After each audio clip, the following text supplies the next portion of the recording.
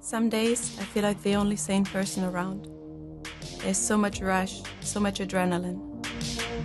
But I have my mind set on staying with my own approach, and that is to be protective of my surfing.